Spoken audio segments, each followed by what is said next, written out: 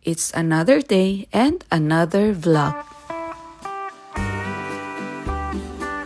Luto muna tayo ng breakfast. Ang breakfast namin ngayon ay corned beef. Diyan masarap yung Del Mundo no? Dito naman ang favorite namin ay yung palm na corned beef. Paano kayo magluto ng corned beef? Ako kasi gusto ko yung may sabaw. Usually kasi diba yung luto ng corned beef, yung tuyo tapos meron lang onion sa ibabaw.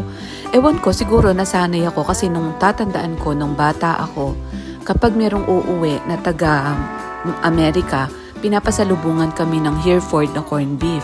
Syempre madami kami sa bahay. So yung isang lata, pinagkakasya talaga namin. So para dumami siya, nilalagyan ng nanay ko ng sabaw. Tapos may patatas pa kasi para mas marami pa rin siya. 'Di ba ganun talaga? Kayo ba paano kayo magluto? Tapos natatandaan ko noon kapag bibili kami ng tender juicy hotdog, yung mga cocktail na hotdog, masayang-masaya na kami noon. Tapos tigda-dalawa lang kami nung maliliit na cocktail hotdog na yon kada pagkain namin. Tapos ang ginagawa namin para mas marami kami makain, yung cocktail na hotdog, babalatan muna namin, yung bunang balat ang uulamin namin. Tapos pag nabalatan na, yun namang laman yung kakainin namin. O di ang dami na naming nakain, busog na, 'di ba?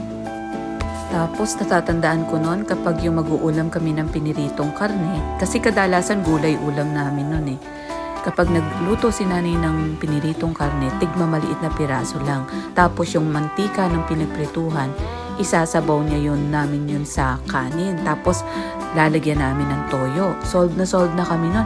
Natatandaan ko nun, sarap na sarap ako i-partner yung piniritong karne sa dinengding. Yung saluyot, ang sarap. I-try nyo.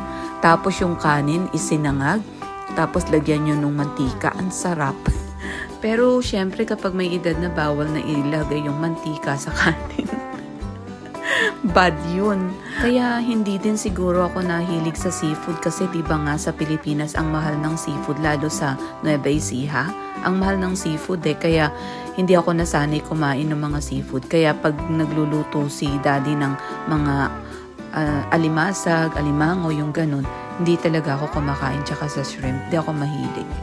Pero ngayon, dyan sa atin, iba na, no? Talagang parang feeling ko nga mas social pa yung ibang mga kababayan natin dyan kaysa sa amin dito sa Canada. Natatandaan ko na umuwi ako ng Pilipinas, mas napagkakamalan pang balikbayan yung kapatid ko kaysa sa akin.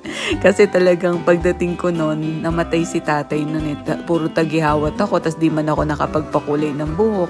Tapos talagang haggard talaga yung itsura ko noon. Pero yung mga taga dyan sa Pilipinas, naka-ribbon, naka-manicure, naka-pedicure, diba?